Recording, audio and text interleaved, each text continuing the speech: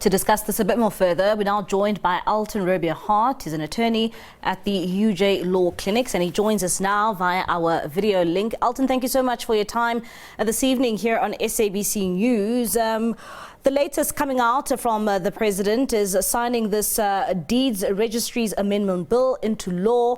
What is your take when it comes to this latest move when this department goes digital? No, indeed, it is good and well that we go digital because it will make things easier or quicker for conveyancers. But in a country like South Africa, where the majority of people is still sort of half in a situation where they don't necessarily have access to some of these digital platforms and stuff like that, it might cause a problem for people to actually do the inquiries and stuff like that. For a well-oiled machine like a law firm, it might be easy for them, but is it going to be easy for the general public to access, I saw one of the commentators here made a remark that they can easily access deeds from their office. But is that service also going to be easily accessible for the majority of the population? And then one looks at going digital. We always think that going digital is easy, convenient, but it's also easy and convenient for the crooks, because suddenly they have got access to your personal information. Yeah. And we've seen that systems can be hacked easily. And if there's load shedding and stuff like that, then it can also hamper service delivery. We must not just always talk about the pros to say, this is the beautiful part of the system, but we forget that we still have this issue of electricity. And if the electricity is down, the system is down, so then nothing can be processed. So we shouldn't just look at beautiful things. We need to be realistic and looking at everything and say, this is the challenges, and this is the backup plans we have for these challenges. And now, Elton, you've highlighted the issue around fraud, and you've highlighted the issue around, of course, the hacking of a system of this nature. One of the experts, they're also saying that this will help deal with fraud. How does it do that if it's an online system?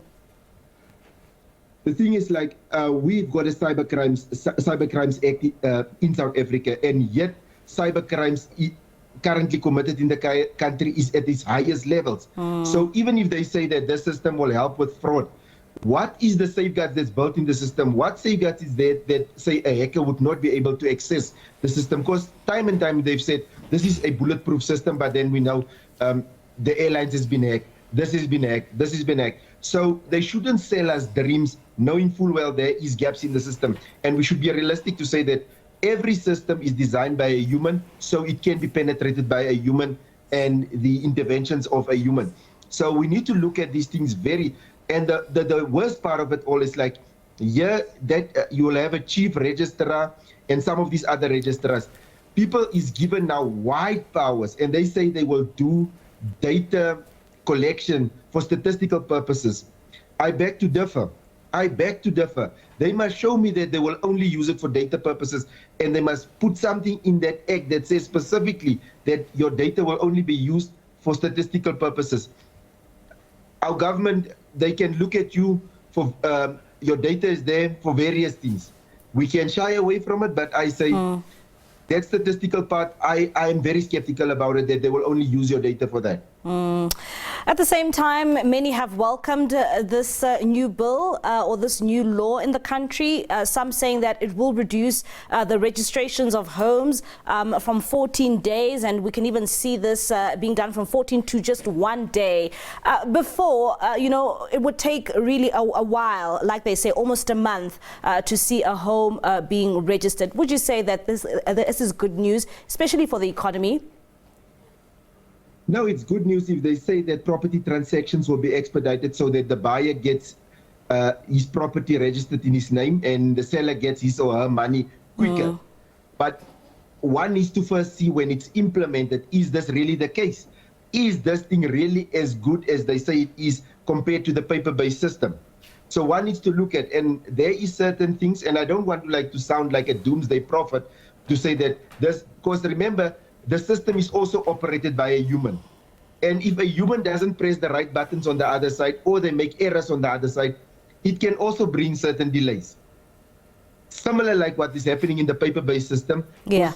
Every human, if you load this thing on electronic system, you still have to go through it to say, okay, Elton is the buyer, Mbali is the seller. And we need to look at that and say, is this thing right? So I still need to see if the system is operational, if it improves efficiency, and if it is actually giving access to the services that's offered by the Deeds Registry offices around the country to the majority of the population. Then I would measure it as something successful. But if it's only serving a small selection of the population, then for me, it's not a system that I am enticed to then promote to say it's to the benefit of the country. What does this also mean in terms of our database and our archiving system in the country if, they've taken a decision to move in this direction, particularly when, the buildings get fire, there's natural disasters that can occur?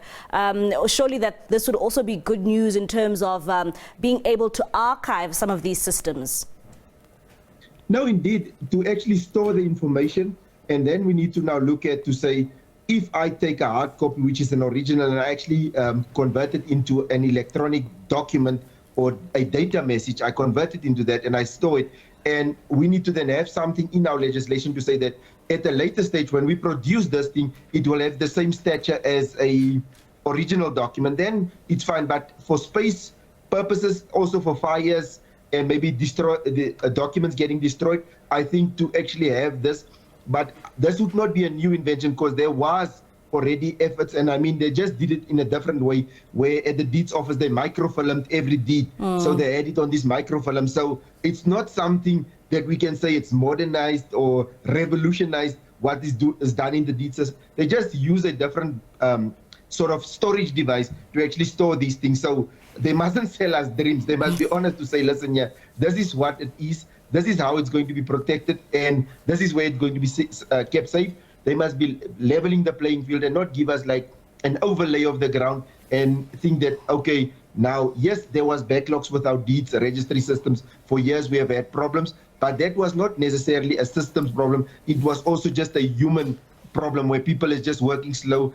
They're not doing what they're supposed to, and the oversight by the supervisors being up until the chief registrar, they did not have proper oversight measures in their offices. All right, Elton, thank you so much for your time questioning a number of issues there when it comes to saying that this office needs to be accessible to all in the country, and of course saying that the playing fields need to be leveled in that regard. That is Elton Hart. He's an attorney at the UJ Law Clinics.